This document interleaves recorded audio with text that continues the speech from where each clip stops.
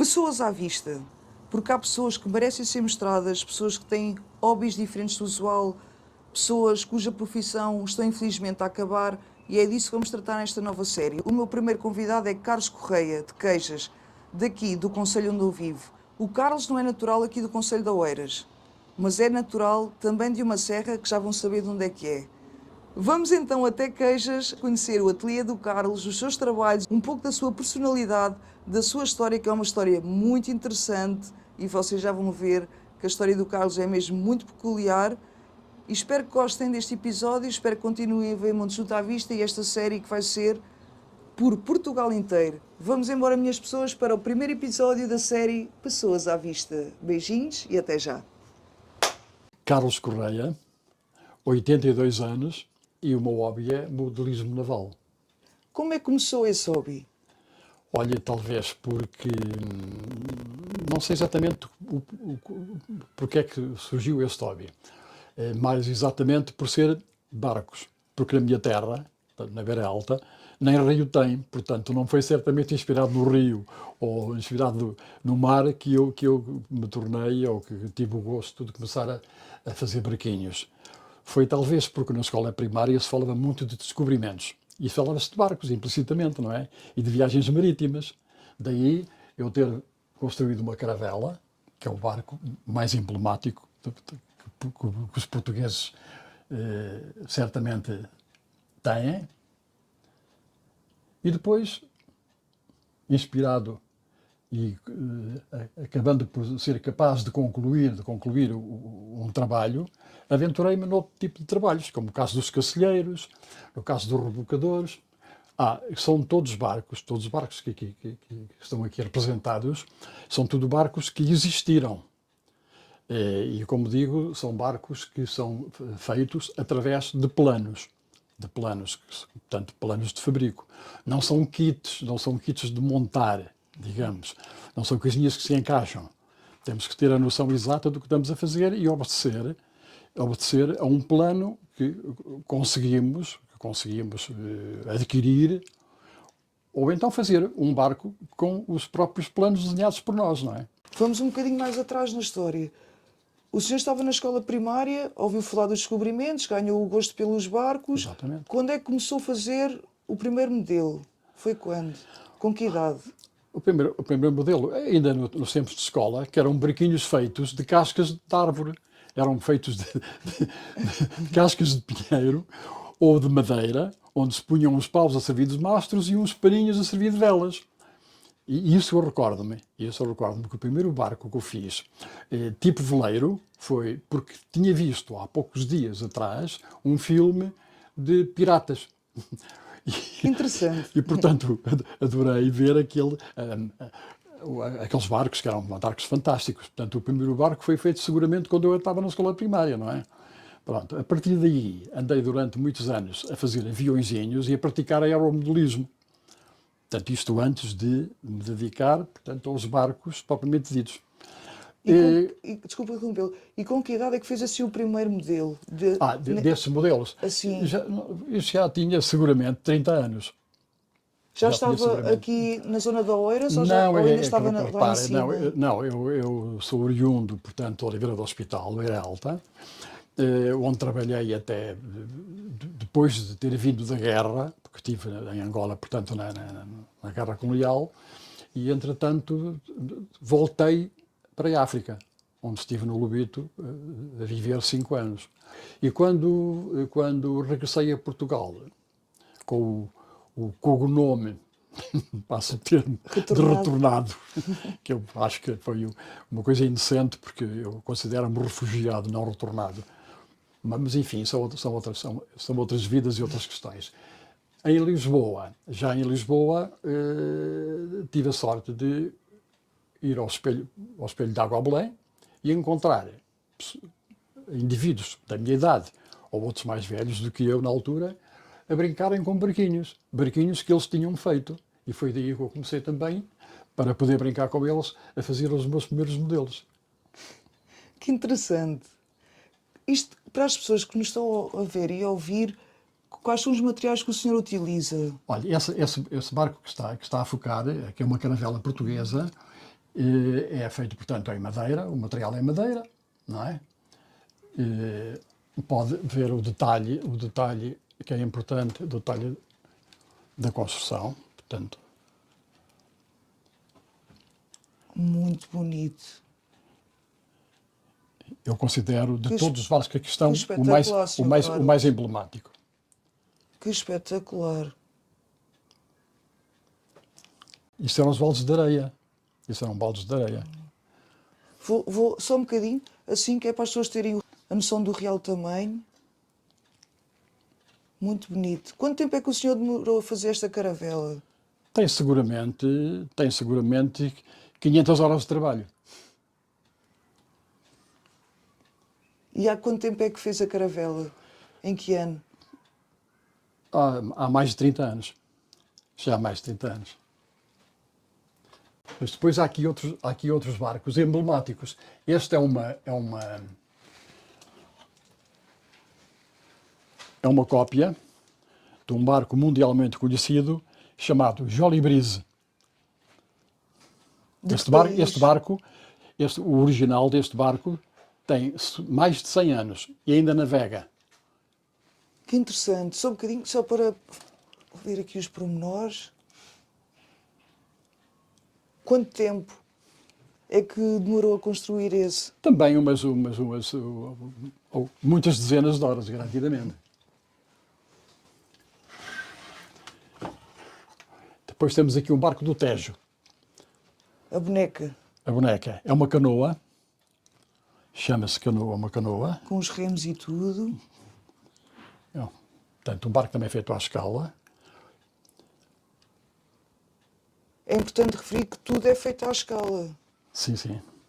O senhor desenha no papel antes de começar a fazer? Faz Sim. o projeto? Faz o projeto no papel antes de começar a fazer? Não, há projetos que se adquirem. O Museu da Marinha vende projetos de barcos tradicionais para depois as pessoas trazerem os projetos para casa e construírem os barcos.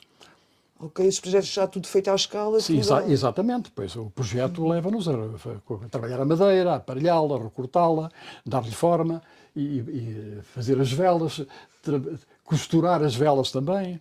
Portanto, faço de parte do mesmo hobby. Quem é que costura as velas? É o senhor Também ou a eu. sua esposa? Não sou eu, sou eu. Sou eu porque eu, quando saí da escola primária, o primeiro emprego que eu tive foi aprendiz de alfaiate.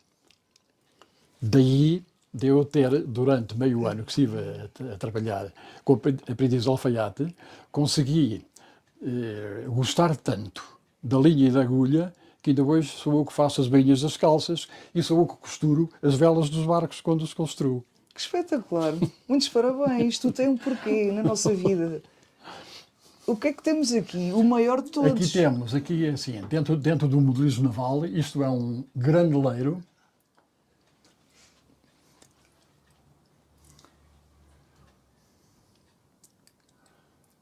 Um 1,40 m de comprido. E tem aqui instalada uma plataforma de contentores também. Este barco, o Cape Snow, existe mesmo, é uma cópia, é uma miniatura de um barco que ainda atualmente navega. Muito interessante. Também é telecomandado. O senhor de vez em quando vai até ao Tejo e coloca-os a navegar? Não, no Tejo não, no Tejo é perigoso. Onde é que é? É No espelho de água em Belém. Em qualquer lago que tenha condições, mas o mais emblemático, o melhor de todos, é o espelho de água em Belém. Qual foi a última vez que o senhor foi ao espelho de água em Belém? Eu vou com frequência. Todos os fins de semana lá estou, porque além dos barcos, deste caso, miniaturas, que tenham, portanto, comando ou sem comando, Sim. mesmo estáticas. Eu também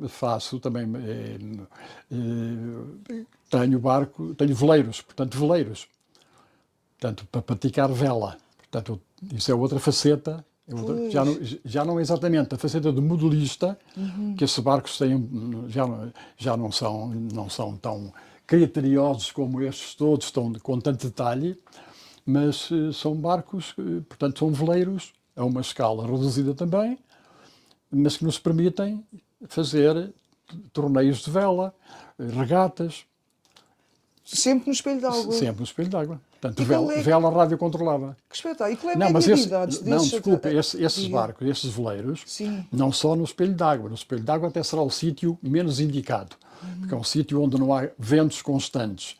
É um bocado complicado. É um sítio para treinos, um sítio para nós nos juntarmos e bebermos umas bejecas, às vezes, enquanto andamos a brincar. Porque nesse capítulo de vela radiocontrolada, o que interessa é espaços mais livres, barragens, o próprio Tejo consegue, a Baía de Cascais, por exemplo, onde há sistematicamente campeonatos de vela radiocontrolada e em que eu também já tomei parte, agora já não tomo muito parte dos campeonatos, já estou a ficar velho e já não me apetece. Não está nada. Você tem até que é um espetáculo. E aqui temos o emblemático Cacilheiro. Pode explicar às pessoas onde é que está atualmente esta embarcação? Esta embarcação atualmente está na Guiné-Bissau. Aliás, foi oferecido à Guiné-Bissau. Transformado, adaptado, reconstruído e foi oferecido à Guiné-Bissau. Há quantos anos, Sr. Carlos? Há 2 anos, talvez, muito recentemente. Os carrinhos foi você que fez ou comprou? Não, os carrinhos, repare, porque o barco tem uma escala 1,43? Tem uma escala 1,43 porque era a escala das miniaturas dos automóveis. Ok. Uma escala 1,43, portanto, os bonequinhos que tem aqui, o caso deste boneco que está aí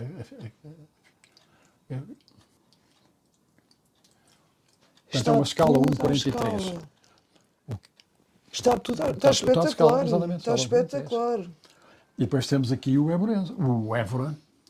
Temos aqui o Grande Évora. Temos aqui o Grande Évora, que é um que barco, os nossos que é um barco, ouvintes conhecem muito bem. que é um barco lindíssimo, que navega atualmente, faz passeios turísticos pelo Tejo.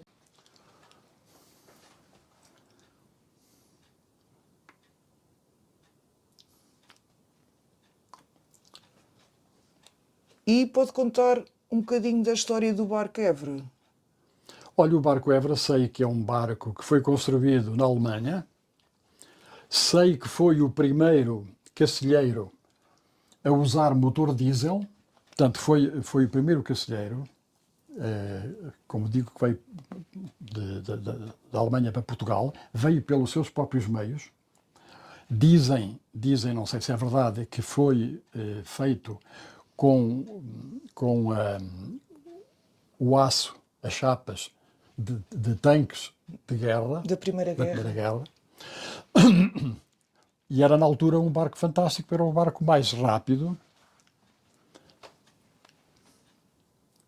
Ainda é um barco fantástico. Ele não tinha exatamente o aspecto que tem, porque essas janelas que tem aqui, por exemplo, não existiam no modelo original.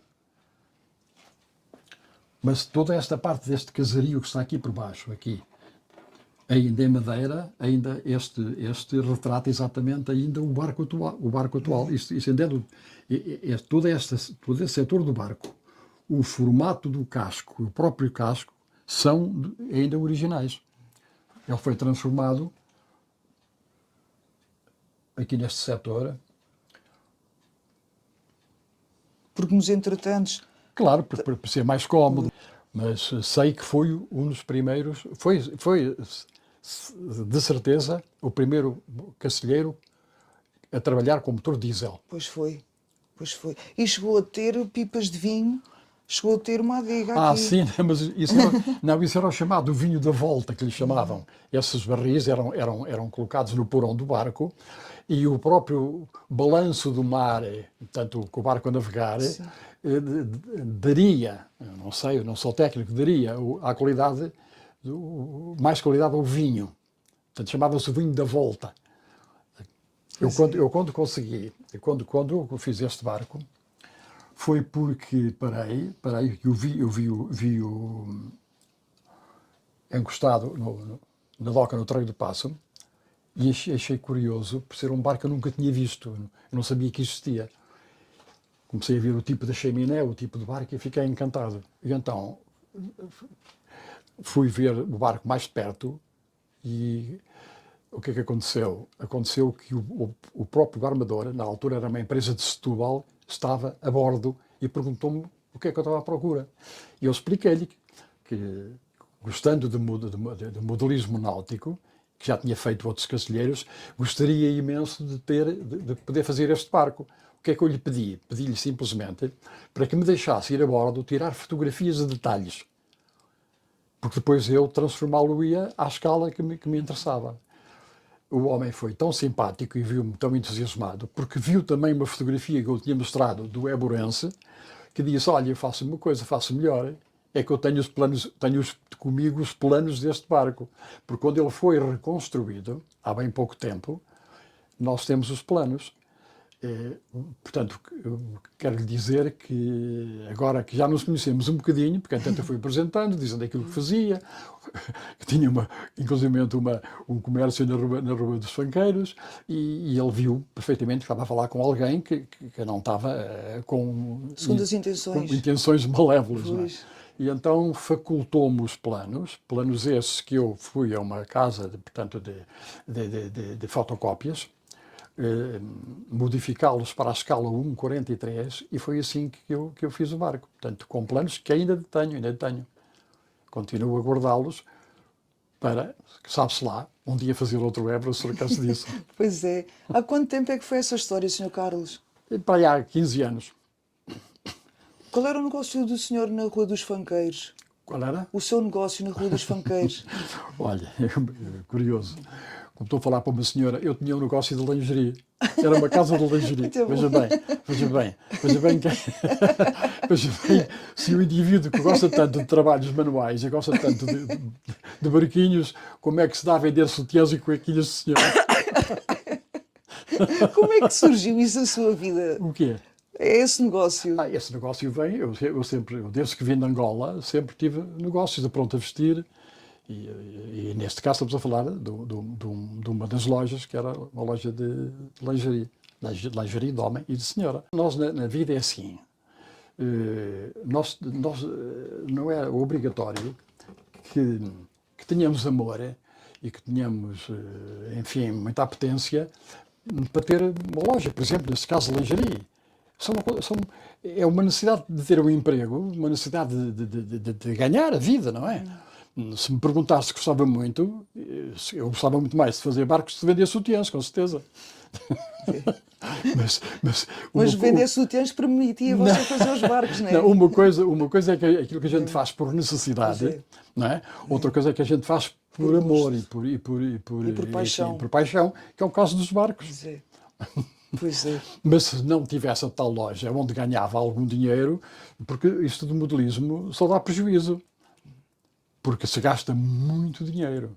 Há aqui, nestes barcos todos, e repare, não é só nestes barcos, eu já fiz, na minha experiência de modelismo, já fiz 53 barcos. Eu tenho um castelheiro, o Monte Pregal, que foi o primeiro castelheiro que fiz, que a Câmara de Almada adquiriu, que está no Museu da cidade de Almada. E depois tenho os barcos que fiz aos meus amigos, a casa dos meus amigos, a Sagres e outros barcos do género. Aqueles que vendi, aqueles que doei e aqueles que fiz para os meus amigos, e para mim, é como lhe digo, já foram 53. E estamos a falar de 1977 para cá. Porque antes de 1977 eu estava em Angola e não tinha este hobby. Depois, repara, aqui está um barco que eu considero dos mais emblemáticos, que os lisboetas também gostam, que ainda vêem, que é um Varino do Tejo, barco clássico do Tejo. Que ainda há. Ainda há, não navegam à vela, navegam a motor, mas é ainda um barco muito clássico. Muito clássico. A Câmara da Moita, a Câmara do Barreiro, a Câmara do Seixal, ainda vão preservando estes barcos com passeios turísticos que fazem no Tejo. Felizmente não se perderam de todo. Pois é, felizmente. E este aqui, Sr. Carlos? Este aqui é contemporâneo do Titanic. Este é um barco. Há bocado eu quis dizer a propulsão do Évora e fiquei engasgado. Sim. É pouco jeito para entrevistas. Eu quis dizer que há barcos elétricos, barcos a motor diesel e barcos a vapor. Há bocado faltou-me o termo. Portanto, o Évora foi o primeiro barco a motor diesel, porque antes os barcos eram movidos a vapor. Mas tem aqui este barco, que é contemporâneo do Titanic, um barco de 1908, Barents de nome. Este barco existiu, é uma cópia do barco que existiu e trabalha a vapor. Estão aqui as chaminés. Exatamente, daí as chaminés. Isso é um rebocador. Com os pormenores todos aqui.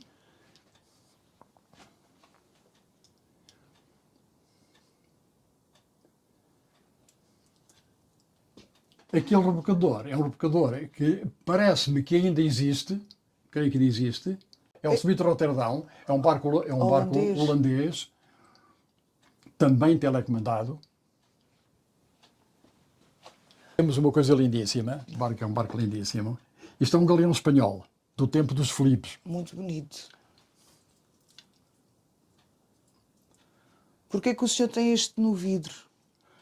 Porque o pó, o tempo, o ambiente dá cabo das velas. Se não tiver... E depois, repare, é um barco que não dá para... Como é que é dizer?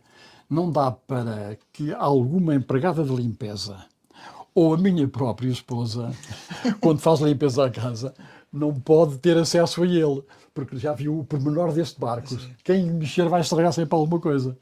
Portanto, ali está preservado. É que eu espero que as pessoas consigam ver bem na imagem os pormenores espetaculares. Não, e o pormenor dos cabos, dos cadernais, chamam-se cadernais. Você é um artista. Há muitos, não sou só eu. Este barco, a única coisa que não se faz é tudo o que é metálico que está aqui exposto, não é? Porque de resto, isto vem uma caixinha, vem o tal kit, com o material necessário, com o cordame, com a madeira, com tudo necessário. Mas depois há que pegar na madeira, trabalhá-la, dar-lhe a forma correta. Portanto, isso não são peças já pré-fabricadas que se encaixam ou que se colhem. Não é um Lego. Não é nada disso, não é nada disso. É um barco que traz, é uma caixa que traz todo o material necessário para fazer o barco. Este barco é de origem, portanto, inglesa, o nome dele é o Royal Caroline, é considerado o kit de prata nos modelos, porque é um dos barcos mais bonitos alguma vez produzidos em kits. Quanto é que custa um kit desse, Sr. Carlos? Em média? O kit atualmente custa seguramente mais de 500 euros. Mas devo dizer-lhe que este barco que está aqui vale mais de 7.500 euros. Porque este barco tem 1.200 horas de trabalho. Este barco tem 1.200 horas de trabalho. Agora veja, se tivermos em conta os tais 8 euros ou 10 euros que uma empregada de limpeza ganha a hora para engomar ou para limpar o chão de uma casa, logo à partida, um modelista não podia ganhar, tinha que ganhar mais do que isso, não é? Mas baseando o custo nesse tipo de que se paga por hora a uma senhora para fazer limpeza, torna praticamente impossível alguma vez vender o barco. Portanto, não se faz para vender. Deixa de ter... porque as pessoas olham para um barco e certamente que não querem dar 8.000 ou 7.000 euros para um barco, não é? Mas para mim tem valor inestimável. E como não é para vender, e curiosamente, como ele se chama Royal Caroline e a minha neta se chama Carolina, portanto tem o mesmo nome, eu já lhe estabeleci um plano. Quando ela for uma advogada famosa ou alguém, ou uma coisa no género, ou uma médica famosa, tenha um bonito escritório, este barco é-lhe oferecido por ter o nome dela. Tão bonito, Sr. Portanto, Carlos. não está à venda. Muito bonito. Muitos parabéns. Este é o Éborense, com este detalhe todo.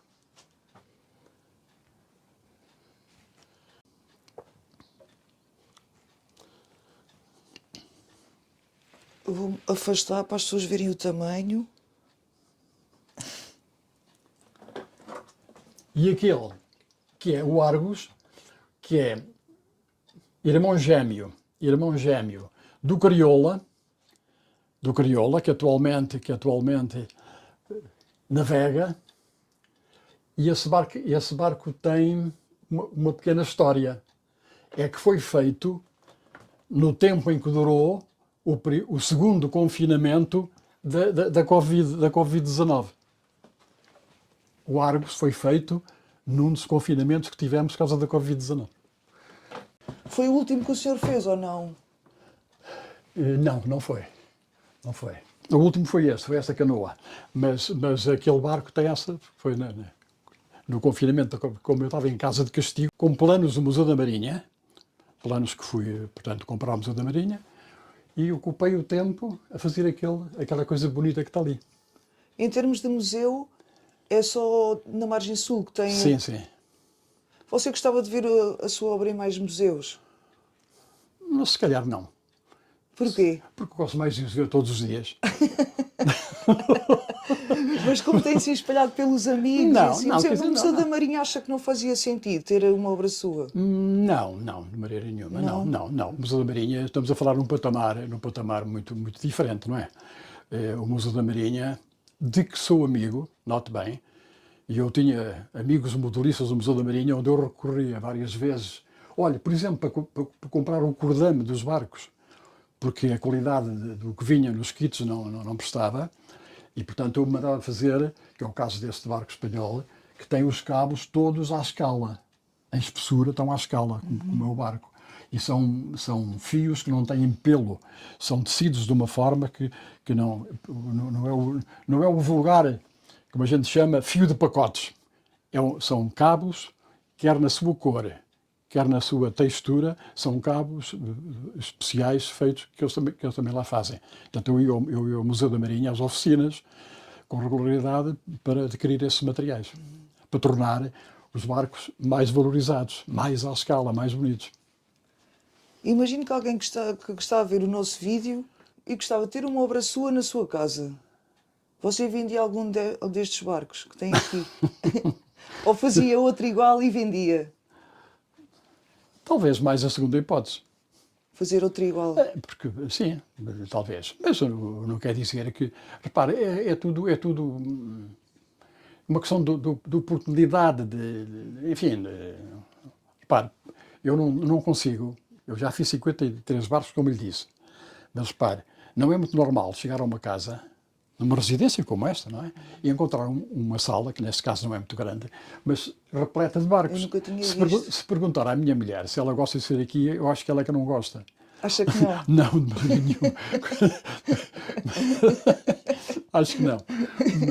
Mas, de qualquer forma, quer dizer, para mim, continua a ser um prazer olhar para eles. E dá um trabalho, porque periodicamente, com um pincelzinho muito macio e com muito cuidado, têm que ser escovados e alindados e ver se está tudo a trabalhar, porque senão o tempo é como acontece o que acontece connosco. Vamos ficando menos apresentáveis, não é? Com o tempo. Portanto, para mim faz parte do meu hobby, não digo que seja todos os dias, mas de vez em quando tenho que estirar, tenho que limpar o pó, porque não pode ser com pano, tem que ser com pincéis, tem que ser ou com algum assoprador, mas não com panos, porque senão o pano só estraga, não é? Especialmente quando se trata de veleiros. Porquê é que o senhor diz que, principalmente quando se trata de veleiros? Por causa de todo o pormenor. Repara, aqui não se pode, num veleiro como este, não se pode chegar aqui com um pano e tentar limpar nada com um pano, porque nós estamos a tirar, digamos, porque isto se torna frágil, isto é frágil, não é? Portanto, não. Enquanto um barco, no caso deste, que é fibra de vidro, está feito em fibra de vidro, o casco, se pode à vontade mexer, mas quando se toca na parte mais minuciosa, tem que ser com muito cuidado, não é? Porque senão lá está um boneco que salta, que se perde, que parte, não é? Você conhece alguém, assim, por exemplo, da idade dos seus netos, que tenha este gosto? Não. Curiosamente, a maioria, 95% dos blogs ou de publicações que vê na internet, ou que vê no Facebook, ou que vê, enfim, outros níveis, o que encontra são pessoas quase todas de 60 anos para cima. A malta nova não liga nada a isto. Porque não é só clicar? Não, porque liga não é só carregar no botão? Não, só gostam de informática, computadores, botõezinhos, teclas, Facebooks. Não há normalmente... Aliás, num universo de 100 modelistas, que é neste caso, 95 seguramente são pessoas ou reformadas ou na pré-reforma ou à volta disso. Se me perguntar se eu gostaria que os meus filhos gostassem de... Eu acho que eles que gostam daquilo que o pai faz, mas certamente eu gostava muito que eles tivessem esse tipo de capacidade. Capacidade têm, com certeza, mas de terem essa tendência de serem capazes de fazer barquinhos, de fazerem coisas bonitas assim deste género. Não ligam. Não ligam, pronto, não sei porquê. E quando o senhor vai ao fim de semana para o Espelho d'Água, também é da sua geração? Não, isso é uma loucura. Isso é uma loucura. É. É porque, repare, se eu levo este cacilheiro, este ou outro qualquer, para o Espelho d'Água, o que acontece é que dezenas de pessoas, para não dizer centenas, quer dizer, a primeira pergunta que fazem em Sacramental é onde é que comprou este kit? Eu digo, isso não há venda, mas comprou onde? Não comprei, fiz o barco. Fez este barco? Fiz. Então, como é que fez? Fiz. Fiz que está aqui, não é? Mas se quiser comprar um barco destes, não encontra a venda em lado nenhum. Não é o género de um veleiro como este, em que aí sim compra-se um kit, embora dê muito trabalho a construir, mas já se consegue, portanto, comprar determinado tipo de barco. Mas no caso de um cacilheiro, que é o caso destes, no caso de um varino do Tejo, que é esse barco tradicional, isso não se vai comprar a lado nenhum, porque não há nenhuma casa que os venda. Não há nada. E quando o senhor diz que não há à venda, tem que ser as pessoas a fazerem, qual é a reação delas?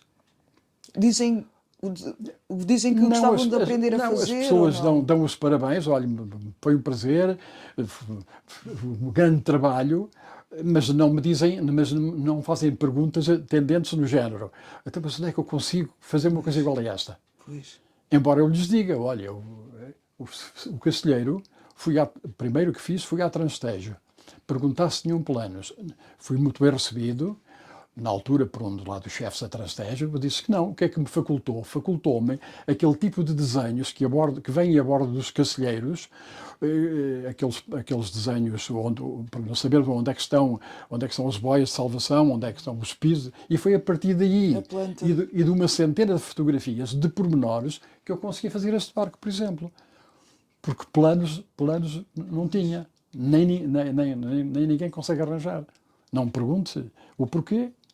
Como, por exemplo, há outra situação que eu me pergunto a mim próprio. Se todos os lisboetas e almadenses e tudo mais se gostam imenso de ver e porque conhecem, ou porque já andaram a bordo, ou porque já os utilizaram, e adoram os cacilheiros, já viu alguma empresa, seja ela qual for em Lisboa, que tenha uma sala, um pequeno museu? Perde-se tudo. Perde-se tudo, não consegue. Vê-os aqui em minha casa ou noutros indivíduos que, como eu, não sou só eu, também não tenho o exclusivo deste hobby, mas vê em casas particulares, em indivíduos particulares. Porque houve cacilheiros que se perderam literalmente e que ainda se recordam porque há um maluco, passo o termo, como eu, que conseguiu fazer um Éborense e um outro qualquer, porque senão perdiam-se literalmente, apodreciam nas margens. O nosso património naval, especialmente na zona de Lisboa, ainda se preserva algum, porque as câmaras municipais deitaram mãos a essa ideia, que é de louvar. Mas não lhe passa pela cabeça os modelos de barcos portugueses que foram, pura e simplesmente, parar à Holanda. A Holanda é um dos países que mais recuperou património náutico português. Porque senão perdia-se a apodrecer nas margens. Por exemplo, o Museu da Marinha, sim senhor, é um museu incrível, onde eu perco muitas horas ainda e cada vez que lá vou parece ser a primeira vez. Mas, repare, onde se vê a qualidade de produtos, sim senhor, eles têm, portanto, um setor de barcos tradicionais portugueses. Estamos a falar dos varinos, das fragatas, das faluas e de outros barcos. Porque, repare, há dezenas largas, mas dezenas largas de tipos de barcos diferentes no Tejo. Sim. E eu aqui há pouco tempo fui ao Museu da Marinha para fazer umas fotografias e eu tentar procurar uns elementos que eu precisava. Olha, foi o caso da canoa que eu tenho aqui comigo, da boneca, e foi-me dito que os barcos tradicionais estavam num sítio que ninguém sabia onde é que estavam. Pura e simplesmente desapareceram da zona de visita do museu. Serão guardados em um sítio que nem, ainda têm, portanto, em determinado local, portanto, das instalações, barcos tradicionais. Mas perderam-se muitos que nem sequer estão expostos. E eu, quando me refiro, por exemplo, referi-me à Transtejo, a Transtejo, que é um exemplo, porque havia outras empresas, não era só a Transtejo, não é? Houve outra, foram ao longo dos anos. Mas podia-se preservar esse património a nível de modelos. Onde é que eles estão? Estão em minha casa, por exemplo, e em casa de pessoas que, como eu, se dedicam a este hobby, porque senão não havia nada em lado nenhum. E essas identidades nem sequer têm uma base de dados dos vossos nomes, nem sabem que vocês Não, têm... nós não. Pois. Uma mensagem para todas as pessoas que acham que estes registros não são importantes, que a nossa história não é importante, porque isto é muito a identidade do nosso povo. Tal como o começo da nossa conversa, o senhor ganhou o amor por esta arte porque ouviu na escola primária os nossos descobrimentos. Sim, sim. Não, o que é que dizer o que é? Fico com pena. Nós não menosprezamos muito as riquezas do passado e até do presente. Não sei, acho que somos não sei qual é o termo que lhe dizer, mas fico com pena de não ver mais cuidado no nosso património, não é? Porque, repara, quando eu vou para o espelho d'água brincar com o cacilheiro, lá vem inevitavelmente olha que giro, pá, tantas viagens que eu fiz nele e tal. Olha que requinte, olha, até tem aqui as tabuinhas, exatamente como eles... Quer dizer, as pessoas interessam-se. Mas, claro, nem todos têm também a capacidade... E a sensibilidade. A facilidade de ter o pensamento que eu tenho, de gostar, de gostar dos barcos, pura e simplesmente. As pessoas, quando veem um cacilheiro e o identificam um cacilheiro de modelo, e o identificam com o barco original, gostam. Lá está a tal pergunta. Ei, onde é que isto é um kit, não é? Onde é que comprou? As pessoas gostam. Agora, as pessoas têm aquilo que têm. Pronto, se não há realmente... Isso é muitos níveis. Muitos níveis que não há o cuidado de preservar património, de preservar, digamos, sei lá, não sei, olha, é complicado. Pois é, muito complicado. Nós só podemos compreender o presente, construir o futuro, se soubermos o nosso passado. Claro, completamente. E não ter vergonha dele. Isso leva-nos a Outras histórias. Outras histórias. Quem sabe um segundo episódio. Outras histórias em que tudo... Agora também estamos a viver um tempo em que tudo é posto em causa. Ui. E parece-me que se quer aprimorar e que, sei lá, a nossa... Assim, não sou capaz de encontrar o termo correto, mas está-se a pôr muita coisa em causa em que parece que até é uma vergonha para algumas pessoas o facto de termos ido um dia e encontrar o caminho marítimo para a Índia. Quer dizer, a nossa história está um bocado desprezada. Isso digo eu, mas se calhar já é um defeito da idade. Eu quero lhe agradecer o facto de ter vindo aqui. Eu é que agradeço de ter recebido. Porque eu fico muito satisfeito quando alguém vem e vê estas peças que para mim têm um valor inestimável. E é como digo, não se faz para vender. Mas um dia, espero que quando for dessa para melhor, que haja alguém que cuide, que não os malbarate, nem os deite para o lixo.